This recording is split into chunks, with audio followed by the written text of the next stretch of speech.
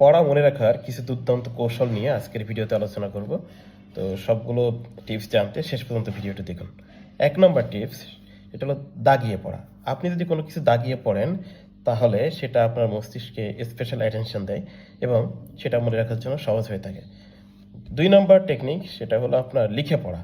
আপনি যদি লিখে পড়েন তাহলে আপনার মস্তিষ্ক সেটা হলো দীর্ঘমেয়াদী একটি প্রস্তুতি হিসেবে ধরে নেয় এবং সেটা আপনার খুব সহজে মনে থাকে। বলা হয়ে থাকে যে একবার লিখে পড়া 10 বার পড়ার সমান।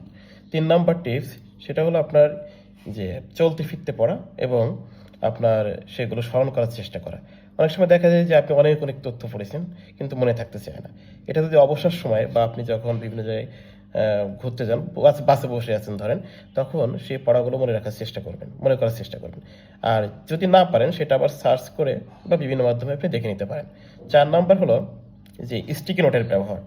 যে বিষয়গুলো জটিল বা মনে থাকতে চায় না, যেমন সাল, তারিখ, গুরুত্বপূর্ণ ঘটনা, এরকম বিষয়গুলোকে আপনি স্টিকি নোটের সংক্ষিপ্ত আকারে লিখে যেখানে আপনার বেশি চোখ চাই, যেমন পড়ার টেবিল, দরজা, ওয়াশরুমের যে দরজা, সেই সকল জায়গায় মেরে রাখতে পারেন।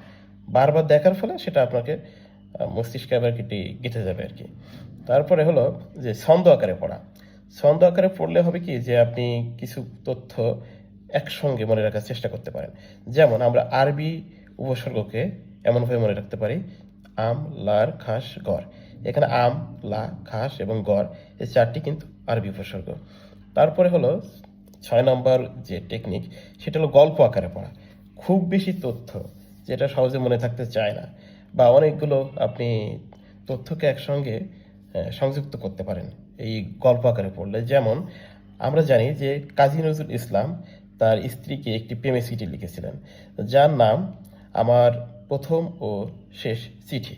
তো এর সঙ্গে আবার আমরা জানি যে নজরুল আবার গিয়েছিলেন যে আপনার বিশ্বযুদ্ধে যোগ দিতে।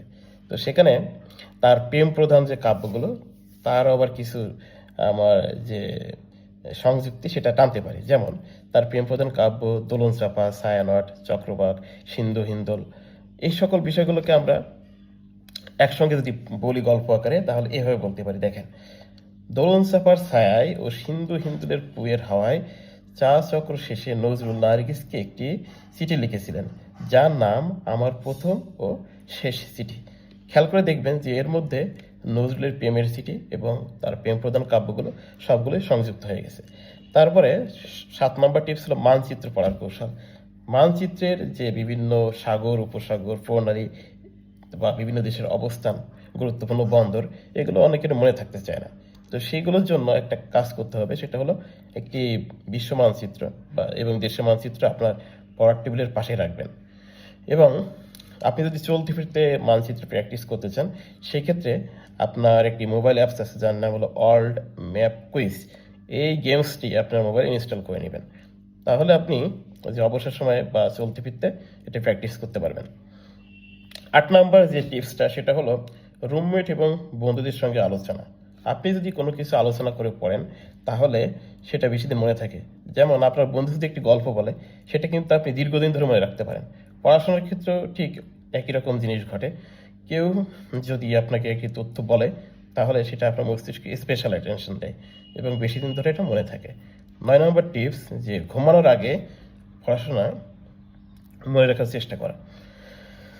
তবে এই ক্ষেত্রে লক্ষ্য রাখবেন যে আপনার সময়টা যেন খুব বেশি না নিয়ে ফেলেন। 15 থেকে 20 মিনিট এরকম সময় রাখবেন। তো যে টপিকসগুলো আপনার সব থেকে কঠিন মনে হয় বা গুরুত্বপূর্ণ, সেগুলো ঘুমাইতে যাওয়ার আগে আপনি একবার রিভিশন দিতে পারেন। 10 নম্বর টেকনিক, সব থেকে কার্যকরী যেটা, বারবার রিভিশন দেওয়া। আপনি যতই পড়াশোনা করেন না কেন, একবার পড়ে আপনি মনে রাখতে পারবেন না। যত বেশি রিভিশন দিবেন তত বেশি আপনার পড়াশোনা মনে থাকবে। তো এই ক্ষেত্রে এমসিকিউ পড়ার জন্য যেটি করতে পারেন, অনেক সময় দেখা যায় বারবার রিভিশনের কারণে এমসিকিউটা আপনার মেমোরাইজ হয়ে গেছে, একেবারে আত্মস্থ হয়ে গেছে। তো সেগুলো আপনি কেটে দিবেন, তাহলে পরবর্তী রিভিশনের সময় আপনার সময় নষ্ট হবে না এবং আপনি সময়টাকে সেভ করতে পারবেন। তো আশা করি আজকের যে পড়াশোনা মনে রাখার যে টিপসগুলো নিয়ে আলোচনা করলাম আপনাদের উপকারে আসবে। ধন্যবাদ।